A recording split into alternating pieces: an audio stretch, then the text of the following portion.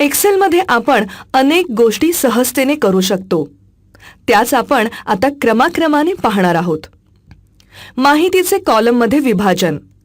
समजा एक्सेलमध्ये आपण एखादी माहिती एकाच कॉलममध्ये नोंदवली असेल आणि तिची मांडणी आपल्याला नंतर अनेक कॉलममध्ये करायची असेल तर तसंही करता येतं.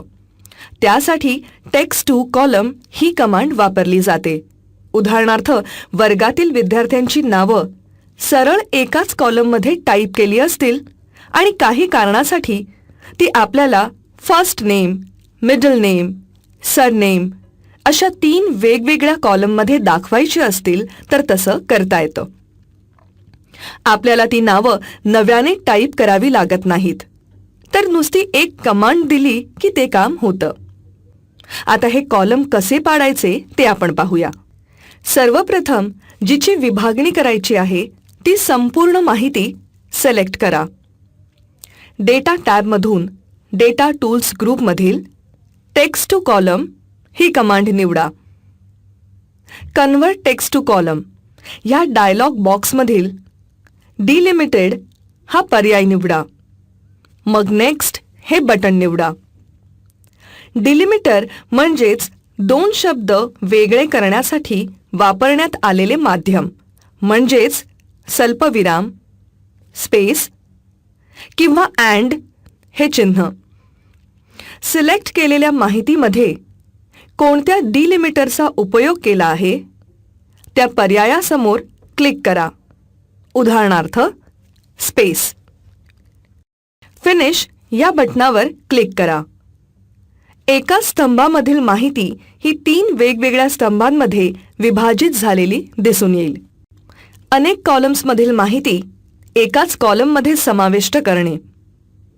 आता आपण एका कॉलममधील माहिती वेगवेगळ्या कॉलम्समध्ये विभाजित केली, परंतु याउलट एखादी विविध कॉलममध्ये असणारी माहिती एकाच कॉलममध्येही करता येते. त्याकरिता एक्सेलमध्ये कॉन्केटिनेट या फंक्शनचा उपयोग केला जातो. कॉन्केटिनेट म्हणजेच जोडणे होय.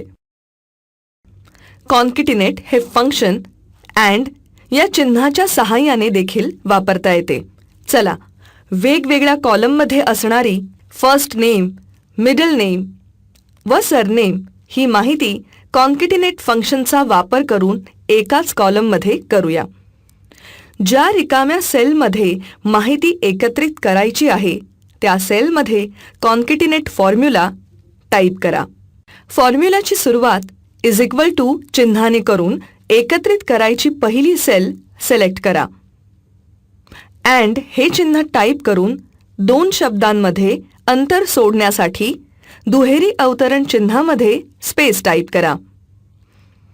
अवतरण चिन्ह अँड या चिन्हानंतर पुढील सेल्स सिलेक्ट करून फॉर्म्युला पूर्ण करा. म्हणजेच आपला फॉर्म्युला असा तयार होईल. Is equal to A4 and अवतरण चिन्ह पूर्ण स्पेस अवतरण चिन्ह अँड B4 अँड अवतरण चिन्ह पूर्ण स्पेस अवतरण चिन्ह अँड C4. फॉर्म्युला पूर्ण टाईप करून झाल्यानंतर एंटर की प्रेस करा. रिकाम्या सेलमध्ये माहिती एकत्रित आलेली दिसेल.